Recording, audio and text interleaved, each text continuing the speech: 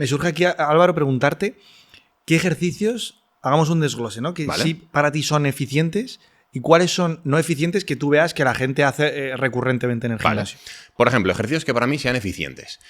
Y que eficientes, o sea, eficientes sería bajo la definición de que en realidad Claro, reduce la lesión, la probabilidad de lesión, o bajo qué definición. Vale, claro. Aquí el problema es que hablamos de un concepto muy genérico y es ejercicios. Entonces vamos a preguntarnos qué son los ejercicios, ¿no? Vale. O sea, ¿qué podemos entender? Si tú mañana le explicas a tu abuela qué es un ejercicio, ¿cómo se lo defines? Claro. Es un conjunto, ¿no?, de movimientos articulares que, gracias a que tienes músculos que son capaces de movilizar esa articulación, pues consigues levantar una carga o no, siempre y cuando tengan más fuerza que la que te supone, o sea, que la que te ejerce la carga sobre ti. Si yo tengo una mancuerna de 5 kilos, pero tengo 4 kilos de fuerza, no levanto 5. Exacto. Si tengo una de 5 y tengo 6 kilos, la levanto. Y así sucesivamente. Entonces, claro, un ejercicio es un conjunto de movimientos articulares. Entonces, claro, primero habrá que ver qué movimientos articulares se están produciendo. Claro. ¿Cuáles son esas características de los movimientos articulares y también las características del ejercicio? ¿Por qué? Porque si nosotros hablamos de patada de tríceps, ¿a ti se te viene a la cabeza que es un buen o un mal ejercicio? Claro, supongo que depende un poco del contexto, ¿no? Claro. ¿Para qué? ¿Cómo lo hace la persona? Eso etcétera, es. etcétera, ¿no? ¿Cómo, no? Por ejemplo, ¿con qué? Sería la primera pregunta que muchos harían, ¿no? ¿Con mancuerna o con polea? Vale. La siguiente pregunta que yo me haría es, ya, pero independientemente de que lo hagas con mancuerna o con polea, ¿cómo es tu posición en el espacio? Es decir, la polea Claro. viene de arriba, viene de abajo. Totalmente. Tú estás inclinado a 45 grados, a 90 tu torso completamente horizontal respecto al suelo. Si lo haces con mancuerna, ¿tienes una mano en un banco o en algún sitio o no? Porque si la tienes un poquito más de estabilidad o no. Entonces, claro, el principal problema y lo que desde hace mucho tiempo llevo intentando hacerle ver a la gente con la biomecánica, tanto la gente que nos sigue en redes sociales como los que se forman con nosotros, es que tenemos que dejar de hablar de ejercicios. Tenemos que empezar a hablar de fuerzas. Tenemos que ponernos claro. las gafas biomecánicas y empezar a ver qué es lo que realmente ocurre en un ejercicio. ¿Por qué? Por lo siguiente, porque si tú y yo ahora mismo nos ponemos aquí a hacer el mismo ejercicio, la mayoría de personas que entren por aquí dirán, coño, mira, pues están Alae y Álvaro haciendo un curl de bíceps. ¿Vale? Sí, pero Alae mide X, Álvaro mide X, Alae tiene una longitud de su antebrazo X, de su húmero X, Alae tiene una capacidad de aplicar fuerza X, Álvaro X. Entonces, cada una de las variables que intervienen en un ejercicio son diferentes, tanto en tu caso como en el mío. Si hablamos de un press de banca, tú tienes una forma en la caja torácica, tú tienes un ratio de tus palancas diferente al mío, tú tienes una movilidad y una estabilidad articular en el hombro diferente a la mía. Entonces, ¿por qué tenemos que hacer el mismo ejercicio? Total.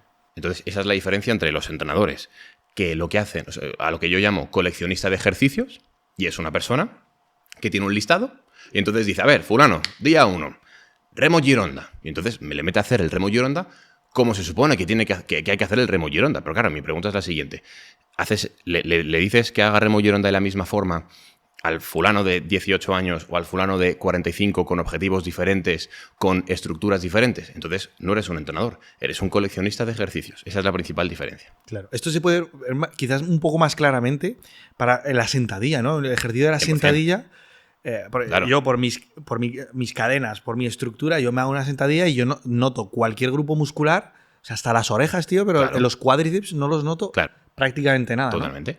¿No? Movilidad de tobillo. Movilidad y estabilidad de la rodilla. Bueno, primero, estabilidad de la planta del pie. Segundo, movilidad del tobillo. Tercero, estabilidad y también movilidad en la rodilla. Suele ser más un factor limitante la estabilidad de la rodilla antes que la movilidad. La mayoría de personas suelen tener la movilidad adecuada de rodilla como para hacer una sentadilla normal y corriente. Pero después, forma de la cadera.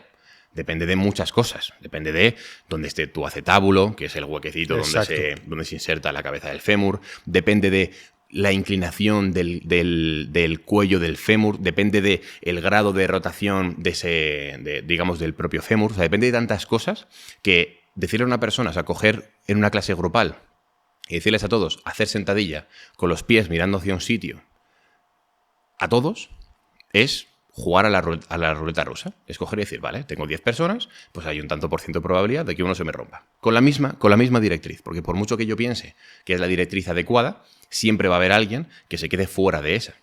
Va a estar en un entorno que no va a ser seguro, porque no es igual. O sea, no somos iguales. No podemos mandar mensajes generalistas a personas que son diferentes, porque siempre va a haber alguien que está excluido y por tanto que su riesgo de lesión va a ser bastante alto. Entonces, ahora nos estará escuchando la gente y dirá, wow, o sea que podría estar haciendo mi rutina de entrenamiento y mi rutina de ejercicios podría ser no eficiente, es decir, podría estarnos sacándole todo el partido, ¿no? Claro, que puedo. Totalmente.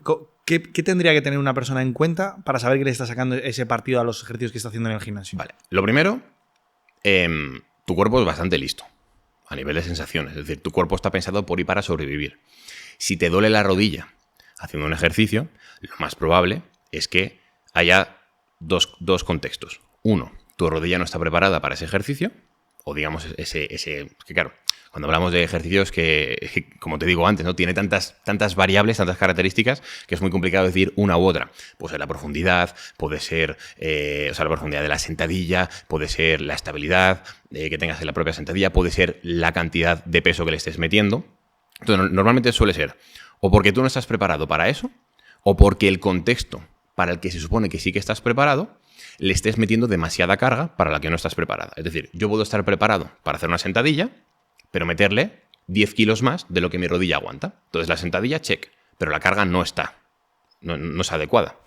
Entonces, lo primero por lo que yo me fijaría serían las sensaciones que tienes. Es decir, para poder darlo todo en un entrenamiento, tú tienes que estar a gusto.